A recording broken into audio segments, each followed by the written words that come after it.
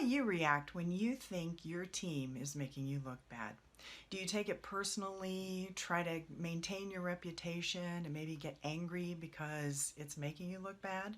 Or do you see it as a learning opportunity for them and help them work through what went south?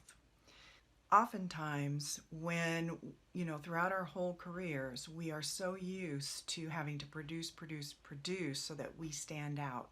And when you become a leader, sometimes that kind of behavior where you think the spotlight is always on you is often not maybe the best way to approach things. In this video, I'm going to give you 6 powerful pivots that will help you move from acting like one of the rank and file to becoming the leader that you need to be. Also, near the end of the video, I'll provide you information for how to get a bonus tool that will help you communicate even the toughest conversations. Hi, I'm Beth Strathman. Welcome to my channel where I offer wise leadership solutions so simple and practical your employees will practically lead themselves. On this channel, I provide you leadership strategies and techniques, so if you're new here, consider subscribing. So from the time we first go off to kindergarten, through our college careers and into the workplace, we are working towards learning skills and showing people what we can do, how much work we can produce, how good that work is, etc. But when you step into a leadership position, the spotlight, in a weird way, shifts from you to your team. So I'm going to run down 6 things, 6 powerful pivots, I call them, that you need to do in order to look more like the leader that you're meant to be. The first pivot is you need to stop taking on so much task work and keeping yourself busy that way. Look for opportunities to delegate some of that task work to your direct reports. Yes, there's always going to be reports to be pulled and letters to write and reports to write. So there is always going to be task work, but it shouldn't be the main focus of what you do from day to day. Instead, the second pivot that I suggest is that you move from focusing on that task work to really establishing good relationships, not only with your team, but with your colleagues and others within the organization.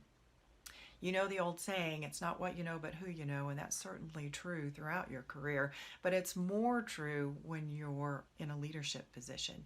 So even within the organization, outside the organization, establish good relationships, get to know people, get to know how you can help them and they can help you.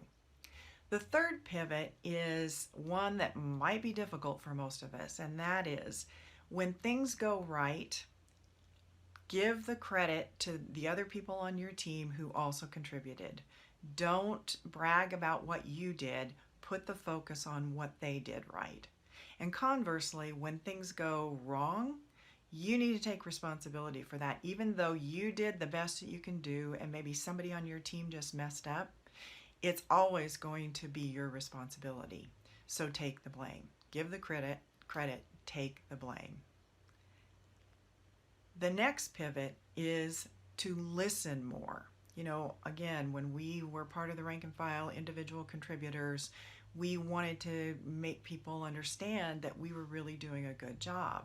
So we talked a lot probably. But now you need to listen more. You need to listen to what people are experiencing, listen to what your customers are saying, listen to your colleagues, listen. Because the listening really helps you collect a lot of information that will help you make wiser decisions for how to move your team forward.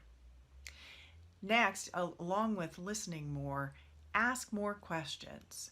If you're a person who's very adept at your job, you know your industry well, you know your area of responsibility well, you know a lot of stuff, and the temptation is always to tell people what they need to do. But when you're leading people, it's more about getting them to think through things themselves. So ask more questions instead of telling people what to do. What's your experience with any one of those pivots? Let me know how easy, how hard any one of those are by leaving a comment below. And also, there you can connect with other people who subscribe to this channel. Finally, the bonus tool that I promised you. If you want to get better at communicating with people, even the toughest of messages that you have to give, get my How to Confront Without Being Confrontational planner. The information is below. You can find that on my website. It's a powerful tool that will help you think through what you need to say and how you need to say it before you deliver bad news or have a tough conversation where you want somebody to have a different realization than what they have now. Till next time, I'm Beth Strathman with powerful leadership solutions, so simple and practical, your employees will practically lead themselves.